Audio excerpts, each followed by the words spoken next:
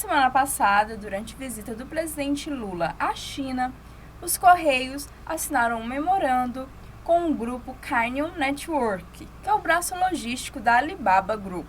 O documento trata de uma parceria para melhorar a logística e as transações entre os e-commerces estrangeiros no Brasil. Na última semana, a Receita Federal informou que vai encerrar a isenção da tributação para pacotes de até $50 de pessoas físicas para pessoas físicas.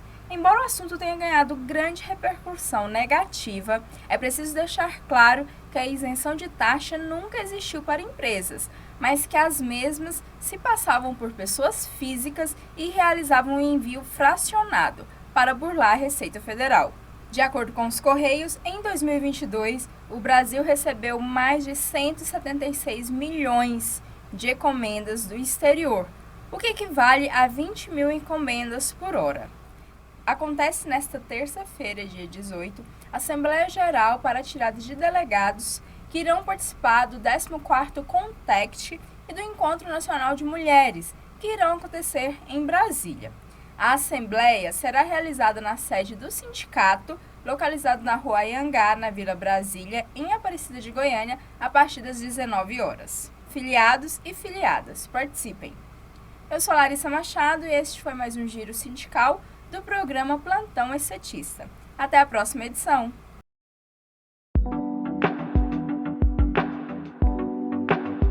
Esse é mais um bate-papo jurídico.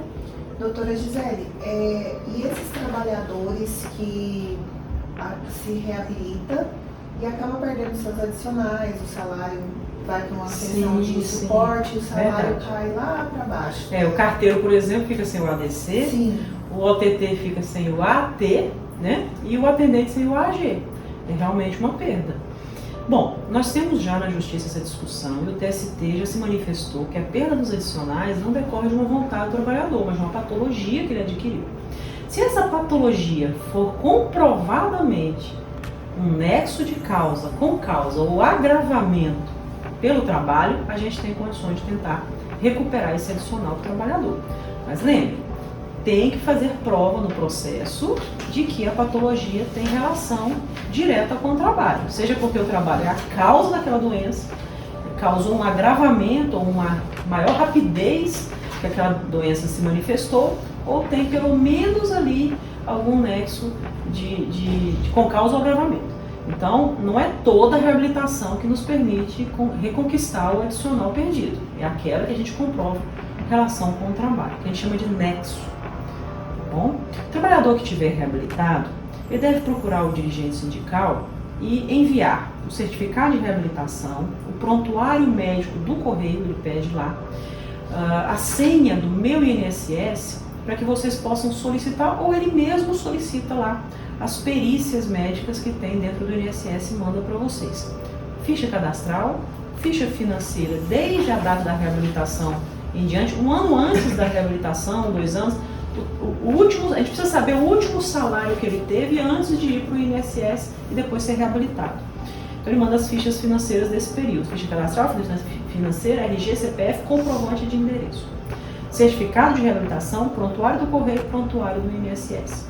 O trabalhador nem sempre guarda os seus laudos médicos e os seus relatórios de exame, mas aquele que guardou esses relatórios e esses laudos, separa por ano em relação àquela patologia, faz um PDF e manda para a gente também. A gente vai analisar toda essa documentação. E se a gente constatar, Dirlene, que há alguma possibilidade daquela patologia ter um nexo relacionado com o trabalho, a gente então vai buscar o direito à reparação desse dano, que é pensão, indenização por dano moral, às vezes uma ação acidentária para cobrar do INSS o auxílio acidente, a gente pode falar depois um pouquinho mais sobre o auxílio acidente, e também a reparação do dano material, que é a perda do adicional no contra-cheque. Isso seria só para adicionais, função não entra, né? Função gratificada e atividade motorizada não entra, porque essas aí estão relacionadas ao efetivo exercício daquela atividade. Esse foi mais um bate-papo do Sintec GO. Sintec GO na luta sempre.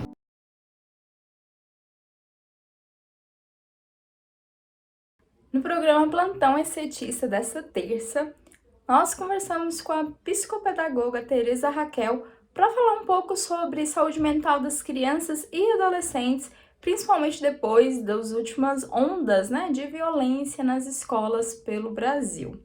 Vamos conferir. Sim, o meu nome é Tereza, sou fonoaudióloga, psicopedagoga. Atualmente trabalho na saúde mental aqui em Goiânia, no CAPS Cativar. Também trabalho, na clínica, tanto psicopedagógica como fonoaudiológica. Trabalhei 5 anos pela educação também no município de Goiânia. E atualmente também estou nas redes sociais, Fono Tereza Cruvinel, quem tiver interessado, e estamos aqui. Certinho. Então, Tereza, na última semana a gente teve esses casos, de violência nas escolas, e aí a gente observa que esses dados têm crescido bastante no Brasil. E eu quero saber de você, quais seriam então os motivos que têm acelerado esse crescimento? Sim, a violência em ambiente escolar é um tema que aflige as famílias, a comunidade, e com os casos, nas últimas semanas, estão realmente inquietando muitas pessoas, e realmente os motivos que têm acelerado esses índices de violência em ambiente escolar estão associados à pandemia, principalmente fatores como o isolamento social, o estresse, violência dentro e fora de casa, o acesso a grupos extremistas nas plataformas sociais, fatores como bullying, negligência parental não podemos descartar também, fatores também como vulnerabilidade desses jovens a ideologias extremistas, grupos online sem restrições, disseminação de discursos de ódio, discursos racistas, disseminação da cultura da violência e espetacularização por parte de fake news e algumas plataformas online, que também temos que tomar bastante cuidado, tanto a sociedade quanto a família. E como que a família, então, ela pode estar trabalhando com essas crianças para evitar... Porque muitas vezes os pais não sabem que a criança faz parte desses grupos, Como que a família pode estar falando sobre isso, pode estar reconhecendo que o seu filho está com essas atitudes? Então, a família, ela tem um fator muito importante na nossa rede, inter e transdisciplinar. A família, ela deve propiciar momentos de diálogo, deve propiciar momentos de afeto, de empatia, monitorando também esses jovens, esses adolescentes, essas crianças, monitorando tanto a rede de acesso online, as plataformas, vigiando.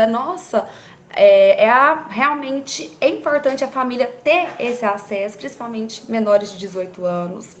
É importante que a família ela também observe comportamentos extremistas, de isolamento social. A família também observe mudanças repentinas, tanto visuais nessas crianças, jovens e adolescentes, mudanças, corte de cabelo, roupas, tatuagens diferentes, às vezes acessos, hackers, stalkers, essas crianças e adolescentes que têm interesses muito específicos e restritos, crianças e adolescentes que já vêm com alguns modos operantes de crueldade com animais, crueldade com irmãos mais velhos, com mais novos, com minorias, crianças e adolescentes que já têm um certo desvio de conduta, comportamentos agressivos, dificuldades em obedecer ordens e hierarquias, esses jovens e adolescentes que ficam horas no quarto, trancados, sem um diálogo, sem uma empatia com o próximo, tanto com quem está em casa, quanto com os profissionais da escola. A gente também tem que ficar de olho com jovens, adolescentes e crianças que têm armazenamentos de algumas coisas em comuns, tanto armas brancas em casa. Então a gente tem que tomar muito cuidado com os comportamentos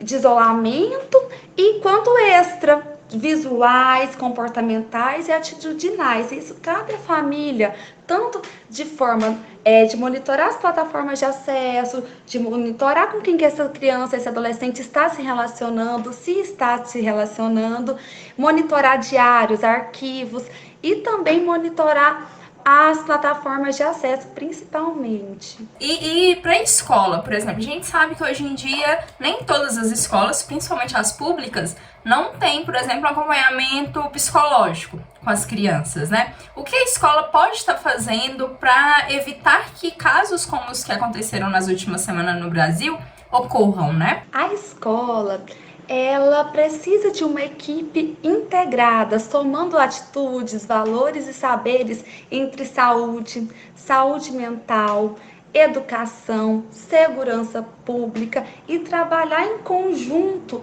né, com a saúde mental, com estratégias, políticas públicas, rodas de diálogo, tanto com a família quanto com esses jovens, adolescentes e crianças, sobre a cultura da paz, a promoção da empatia, prevenção à violência, diálogos entre as equipes e sempre falando, né, sobre a responsabilização também, tanto da equipe quanto das famílias, de não divulgar fake news, não alarmar essa comunidade, tanto os meninos, porque quando a gente não dá informação, eles mesmos ficam falando entre eles, divulgando informações falsas e ficam também divulgando informações de plataformas digitais, fazem grupos, né, de WhatsApp com informações indevidas, com falta de compromisso com a erradicação da violência e da cultura do ódio. Então, cabe a gente, escola, saúde mental e família, trabalharmos em equipe, e aqui em Goiânia tem um número para a gente ligar e divulgar qualquer coisa que saia dessa rota, desse padrão, que é 153, que é o número aqui da Prefeitura de Goiânia, que vocês, família, vocês, escola, vocês, terapeutas e a própria mídia podem estar ligando e reportando qualquer situação diferente, tanto na escola, alguém está vigiando, qualquer situação diferente que estão divulgando, tanto nos grupos de família quanto nos grupos de estudantes, não alarmem. Reportem à equipe transdisciplinar da Prefeitura de Goiânia, 153. Liguem que aí nós tomaremos, né, as medidas cabíveis. E não disseminando os discursos de ódio e as fake news, principalmente, porque a gente tem que combater a espetacularização, o efeito manada desse discurso de ódio. Porque se a gente ficar divulgando, a gente pode criar um modus operandi e aumentar esses casos, e até algumas crianças, adolescentes e pessoas que estão com essa vulnerabilidade e essas começando a criar esse modus operandi na cabeça, pode disseminar ainda mais. Não divulgue, em respeito até às famílias, fotos de atentados passados, vídeos de atentados passados, e vamos quebrar esse ciclo, né, de efeito manada mesmo. Ótimo, ótimo. É bem isso mesmo, né? A gente tem que evitar, assim, tem que conversar com essas crianças sobre dar apoio, né? Sobre essas situações que acontecem no dia a dia. A gente percebe que depois da pandemia as pessoas estão mais estressadas, estão mais violentas, só que ao mesmo tempo a gente não pode divulgar esses casos para que outras pessoas que já têm essa ideia não façam, né? Não se sintam assim, se um fez, eu também posso fazer, né? E aí, doutora, eu gostaria que você falasse um pouquinho também. Por exemplo, aconteceu um caso desse. Uma criança foi violenta na escola, agrediu um colega, um professor. Como que é trabalhada essa criança depois? Ela é encaminhada para um atendimento psicológico, mas o que é feito para que ela volte a ser inserida na sociedade novamente, para que ela volte a estudar, por exemplo? Em casos assim, é importante que a gente entre em contato com toda a equipe transdisciplinar, tanto a família, quanto a saúde mental, educação, segurança pública, fazer orientação e promoção e prevenção nessa escola, até para que não tenha exclusão, segregação dessa criança, desse adolescente em ambiente escolar, porque a gente não pode, né, promover e fomentar esse discurso de ódio, que essa criança, que esse adolescente, ele deve ser acolhido e prevenido. Por isso que a gente fala muito dessa prevenção precoce, nos pequenos atos, atitudes, a gente já vê, desde pequenininho, hoje em dia, nos consultórios, a gente já observa algumas atitudes, principalmente crueldade com animais, desde pequenininho, que a gente já vai trabalhando.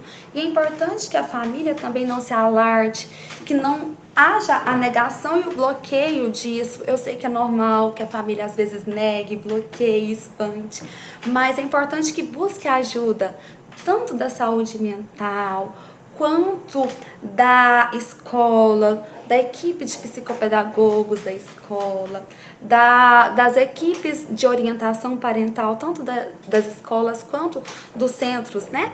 Tem os CAPS também, que são centros de apoio psicossocial, tanto aqui na Prefeitura de Goiânia, quanto em outras regiões. Então é importante que essa família, ela busque encaminhamento e a escola também encaminhe esses casos para que sejam realmente tratados, reabilitados e que haja essa promoção, prevenção, desde já para que não haja exclusão em nenhum momento e nem a segregação dessas crianças, desses adolescentes e jovens que estão, né, com essas ideações já.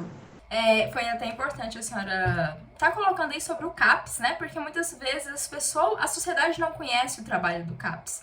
E assim, a gente sabe que aqui em Goiânia tem várias unidades e que atende também as crianças, né? Tem os para adultos, mas também tem os voltados para as crianças, né? Que às vezes tem um problema psicológico, que tá passando por alguma dificuldade, né?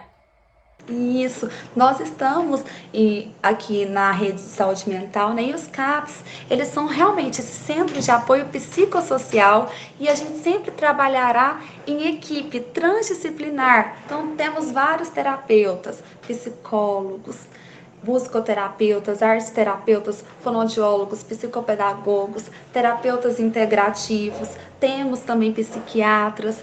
Então, as escolas, é muito importante, né, que gestores, diretores saibam disso, que em qualquer caso de crianças que estão em sofrimento, vulnerabilidade psicológica, vulnerabilidade, sofreu violências, tanto físicas, mentais, violências sexuais, reportem aos CAPS, a escola, tanto as escolas públicas quanto privadas, elas podem fazer esse encaminhamento direto, essa referência em contra-referência, principalmente pessoas, né, famílias que estão em vulnerabilidade social, que não têm condições, né, de fazer o acompanhamento, tanto na rede privada quanto na rede, né, também, às vezes temos as terapias sociais, mas tem famílias que não têm condição nem da terapia social.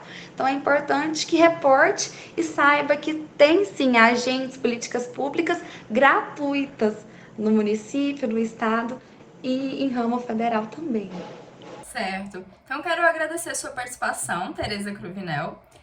Obrigada por estar nos esclarecendo, né, sobre a saúde mental das crianças também, que é algo que tem sido falado e muito importante nos dias de hoje, né? Muito obrigada. Por nada, estamos à disposição.